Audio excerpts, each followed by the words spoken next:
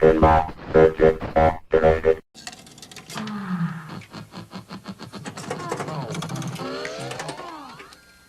Welcome to Xenon. All right, we're back in the workshop and we're going to get going on the Xenon again here. Today, hopefully, we're going to get the backside completely done so I can flip it over and we'll start working on the front. So I'll get you in the overhead and let you know what we're doing. Okay, so here's where we're at. Yesterday, I got the drop target mech rebuilt. Got all of the major components installed on the upper half of the playfield. What's left is slingshots, flippers, kicker mechanism, and then some leaf switches and a whole bunch of lights. So so the good news is that upper end of the playfield is usually the busy area, lower end is usually more open and just a bunch of lights and inserts. So it goes a little bit faster. So I'm really hoping to get all of this done today and flip this thing over and start working on transferring everything over from the front side. My goal is to get this machine done and delivered in a week. See if we can do it.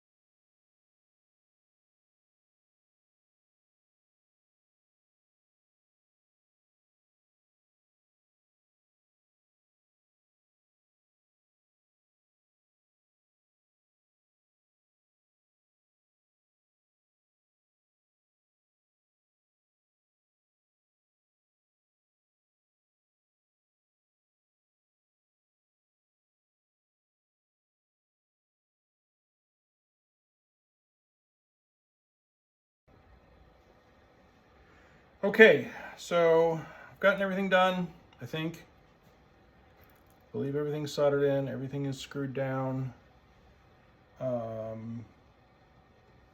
Just if you're doing a Xenon, so you don't make the same brain cramp I did.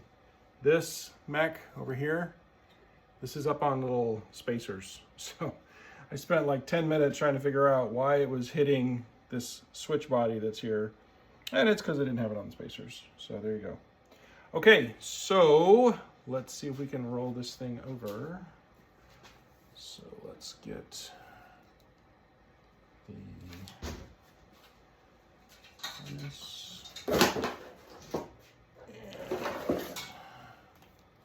up here.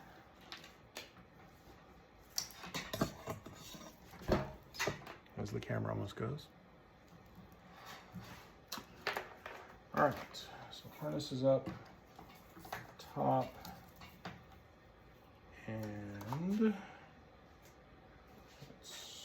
make sure this stuff is on here correctly. Tight, so I don't get any bad surprises here. Turn that off.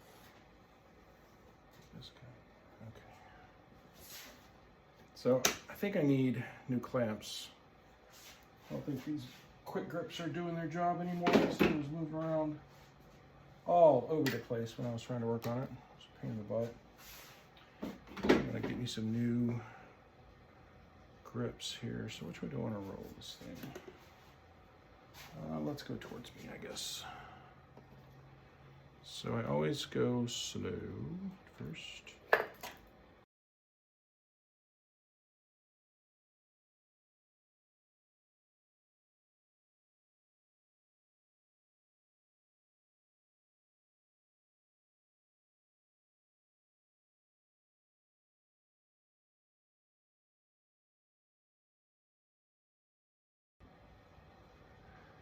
Well, I couldn't only find one of my feet for the top.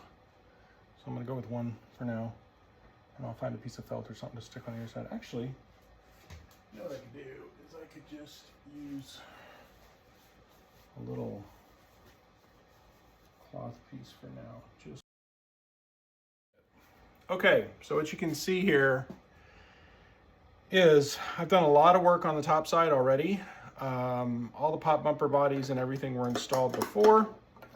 So those are all done. Again, that's part of my initial process. Oh, I'm not gonna be able to show you these pop nails because the skirts are covering them. Oh well. I do have a countersink bit that I can grab real quick and show you. Next playfield I do, I'll be using it. So if you want to see that, you can. But what I like to use is a countersink bit on those pop nail areas because they are never, ever, ever, ever, ever, ever, ever deep enough. And it just doesn't work very well. So if you don't countersink, it's not going to be flush because there's clear in there and the original holes are not deep enough anyway, the little indentions that CPR puts in these. So you got to countersink it. You just have to. So what I use is this guy. Okay. That is a 1/2 inch countersink bit. And it works really good. So that's what I use to do that. So you're going to countersink these and then you're going to install all your nails first and get them all nice and flush. And I use a little nut driver, small one. Get them hammered down close to the playfield. And then once you get close to the playfield, I put the nut driver on top of it and hammer it in the rest of the way. And that way you don't risk screwing your playfield up, you know, marking it up or whatever. Yeah, those all work. So I do that. These all get installed. Again, I put the screws down through, I don't know if I went over this or not, but it was probably in that first video that got deleted. So I guess I'll talk about it now. Once you get your pop nails installed, the next thing you're going to want to do is set these plastic pop bodies in place and run the screws down through them and use that to locate your bracket that sits on the bottom side of this pop. And then make sure once you get those kind of, you know, not super tight, but tight enough to where you got some friction it'll hold, make sure that you look down here and that your holes for your leads, for your sockets, and your areas for your rings to go through are all nice and lined up and free of friction. Okay, once you get that done, you can screw these down the rest of the way, flip the playfield over, and then put the screws in the bracket on the back side. So that way, this is in there correctly and you don't have to go back and change it over and over and over again. So these I put on. I don't normally put all of the posts on in this particular game. I just decided to. I don't know why. I had all the new posts. These are all brand new posts from Pinball Resource. If you want Bally posts, these are the most correct in my opinion. You need to get the little beehive posts. And red is the correct color for this generation of game. Some people put white. I asked the customer, he said he wanted it original, so we're doing red. I will say white does tend to let a little bit more light through, so it maybe brightens up the playfield a touch. And then I also replaced the faces on these stand-up targets. The new faces are available also from Pinball Resource, and it comes with a little rivet.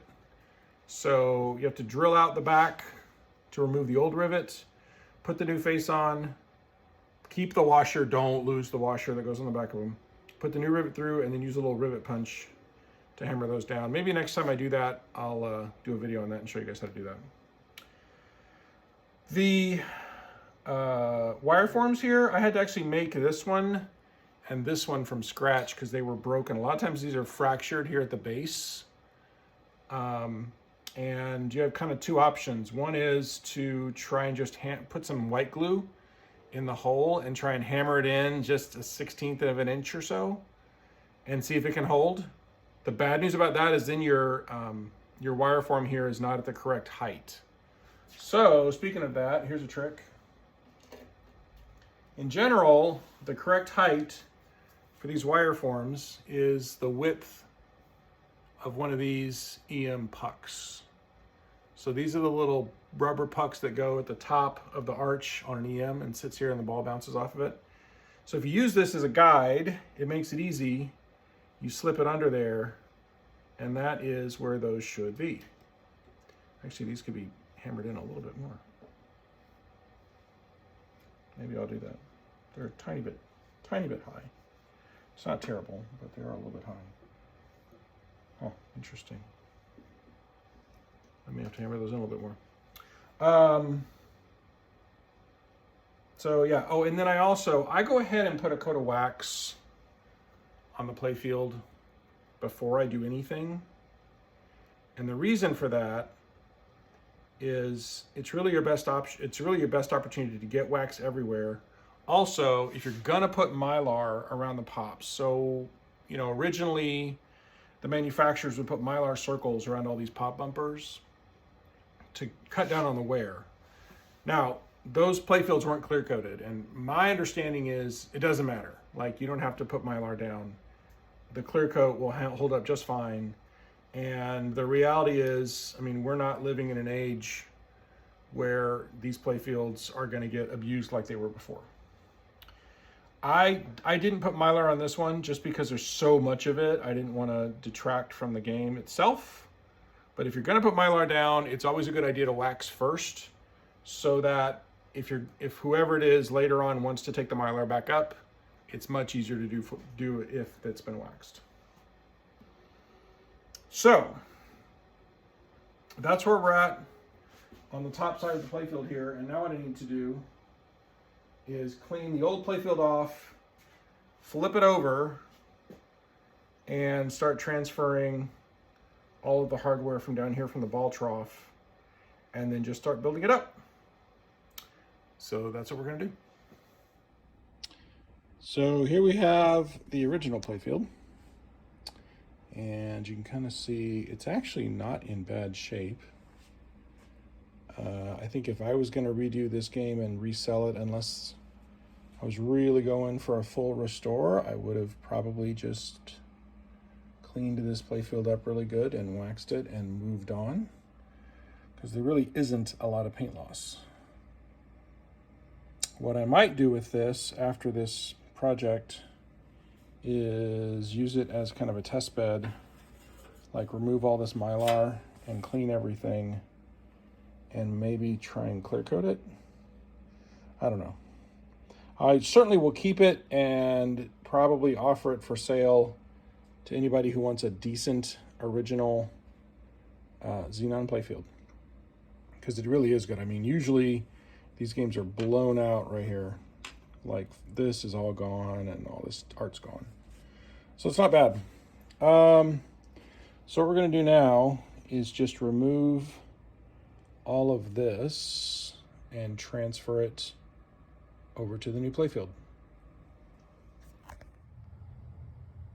And here we are with all that transferred over. And got some soldering in to do. I've got to solder in these sockets. I've got to put the socket here with the staple gun and attach it. That's for the replay light. And then I've got to do the apron here, but I want to polish that first with some metal polish just to make it nice. But yeah, so I think that went pretty well. No major problems. And I'm going to call it quits for tonight. And tomorrow we'll be installing this apron, finishing all of the soldering, and then installing the rails, and then we can start putting on like the ramps and all that stuff, start putting on rubbers, and start buttoning this thing up. So there you go, it looks pretty good. Always like when it looks nice and shiny. See y'all tomorrow.